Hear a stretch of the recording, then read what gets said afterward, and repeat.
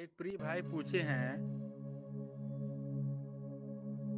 कि स्वयं के भीतर जो अनुभव होता है वह अनुभव एक दूसरे से मिलता जुलता है, ऐसा क्यों? यह आपका अनुभव, यह आपका शब्द ये प्रमाणित करता है कि जिससे आपका मिलान हो रहा है, जिनके अनुभव से आपका मिलान हो रहा है, वह जिस मार्ग पर चले थे आप भी उसी मार्ग पर चलना है। इसलिए आपका अनुभव उनके अनुभव से या उनका अनुभव आपके अनुभव से मैच खा रहा है, मिल रहा है।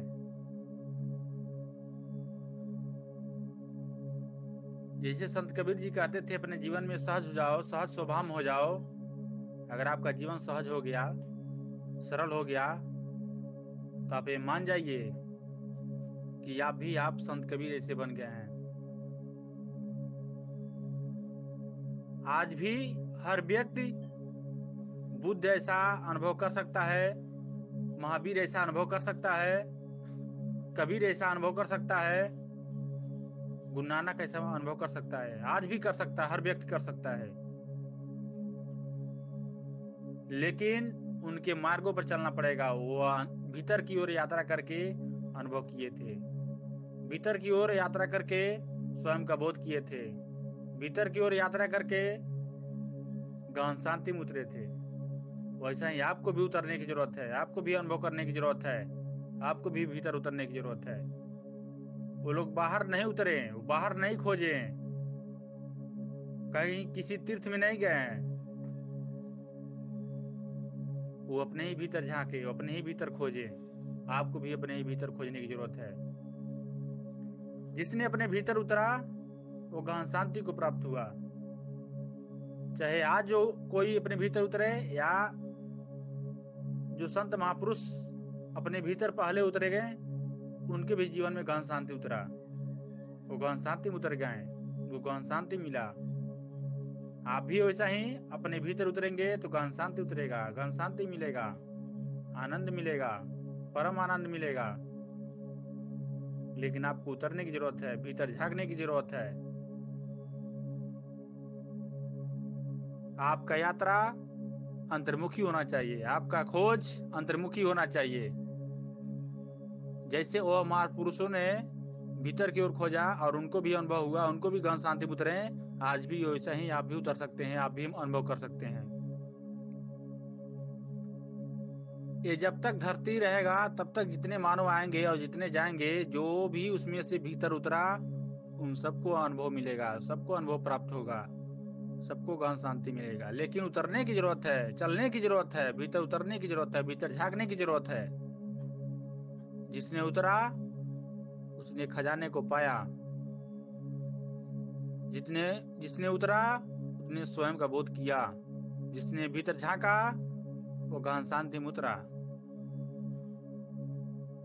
कोई ऐसा महापुरुष नहीं है कि जिसको किताब पढ़ लेने के बाद उनको स्वयं का बोध हो गया हो, ऐसा नहीं होता है। जितने महापुरुष हैं अंत में भीतर उतरना ही पड़ा, क्योंकि उनको लगा कि ये किताब को पढ़ रहे हैं लेकिन ये किताब भी हमारा सार्थक नहीं बन पा रहा है। ये किताब भी किसी का अनुभव है, इस किताब में जो लिखा है वो किसी का अनुभव है, लेकिन हमको अपने अनुभव की जरूरत है। वैसा ही आज भी किताबों को छोड़िए और भीतर अनुभव कीजिए, भीतर उतर जाइए, भीतर झांकिए।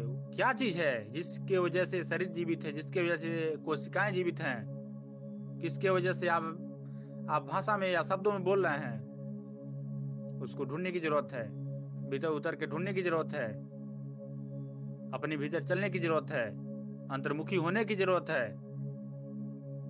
कहीं दूर जाने की जरूरत नहीं है। सहज हो जाइए, सहज स्वभाव में हो जाइए, स्थिर हो जाइए। यहीं से आपका संत का जीवन शुरू हो जाएगा। अपने शरीर को साध लीजिए, यहीं से आपका संत का जीवन शुरू हो जाएगा। जिसने अपने शरीर को साध लिया वो संत का दिशा में चला गया। जो अपने जीवन में साध लिया, जो अपने जीवन में अपने गंतव्य तक पहुंचा, जो अपने जीवन में उस अपने के साथ साथ परमात्मा को भी पा लिया, वो संत हो गया, वो परम संत हो गया। और हर मानव के साथ ये प्रक्रिया हो सकता है, हर मानव इस यात्रा पर चल सकता है। ऐसा नहीं है कि कोई स्पेशल बन करके आता है और यह प्रक्रिया करता है, यह अनुभव करता है। हर मानव के पास परमात्मा हर चीज प्रचुर मात्रा में दिए हैं। चाहे वो भाई का देह का बनावट अलग हो, चाहे कैसा ही भी हो, लेकिन जो भीतर का पावर है, जो भीतर का यात्रा ऊर्ध्वगामी होगी, जो भीतर का इगला पिलक सुषुम्ना नाड़ी, ये जितना भी तीनों है, तीनों गुण सब में समान है। हर चीज परमात्मा प्रचुर मात्रा में दिया है। चाहे शरीर का बनावट कैसा हो, शरीर का बनावट पर निर्भर नहीं करता है अध्यात्म। खान पान पर अध्यात्म निर्भर नहीं करता है, पहनावे पर अध्यात्म निर्भर नहीं करता है। आपका विवेक समर्पण भाव पर निर्भर करता है कि आपका यात्रा वैसा ही होगा जैसा आपका भाव और समर्पण होगा, जैसा आपका सोच होगा, जैसा आपका विवेक होगा, वैसा ही आपका यात्रा होगा। जो आप अपने भीतर खोज जारी रखेंगे, वैसा ही आपका खोज का जो अंतिम लक्ष्य होगा, अपना गंतव्य तक पहुंचेंगे। आपका खोज सत्य की खोज होना चाहिए, आपका खोज वो परम परमात्मा की तरफ होना चाहिए, स्वयं का खोज होना चाहिए। तभी आप अपने भीतर उतर पाएंगे, तभी आप अपने भीतर झांक पाएंगे। आपका विवेक एकदम प्रगाढ़ हो, घनीभूत हो, आपका रोम रोम भी प्रकट हो जाए, आपका जो भाव है एकदम घनीभूत होनी चाहिए, ताकि आप अपने भीतर अच्छे से यात्रा कर ले, अच्छे से उतर जाए, अपने भीतर झांक लें। जिसने झांका, जिसने उतरा, वो परम शांति को प्राप्त हुआ, परम आनंद को प्राप्त हुआ, सार शब्द को प्राप्त हुआ, प्रेम को प्रकट हुआ उसके भीतर। हर मानव में परमात्मा उसको नजर आए, हर चीज में, हर वस्तु में, और परमात्मा उसको नजर आए, उसको महसूस हुआ।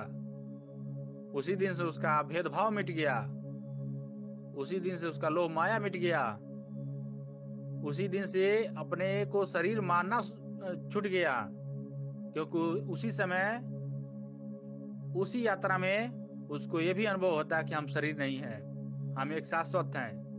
जब उसको स्वयं का बोध हुआ, तब उसको ये एहसास हुआ, ये अनुभव हुआ, ये महसूस हुआ कि हम शरीर नहीं, हम शाश्वत हैं, हमारा ही वजह से ये शरीर जीवित है। उसको ये अनुभव हुआ। और अनुभव हर व्यक्ति को करने की जरूरत है, हर व्यक्ति को चलने की जरूरत है। जिसने चलेगा, जो अपने जीवन में उतरेगा, वो परम शांति को प्राप्त होगा, गहन शांति में उतरेगा।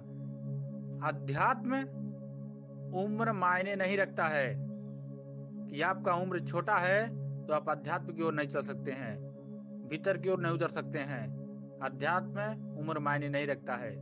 आप चाहे उम्र में छोटे हो, चाहे उम्र में बूढ़े हो, चाहे कितना हो भी वर्ष हो गया हो आपका जीवन, लेकिन आप उतर सकते हैं। आप अपने अंतर्मुखी उतर हो सकते हैं, आप अपने जीवन में यात्रा कर सकते हैं, आप अपने गहन शांति में उतर सकते हैं, आप स्वयं का बोध कर सकते हैं। मायने यहां रखता है कि आपका भाव समर्पण क्या है, आपका खोज क्या है।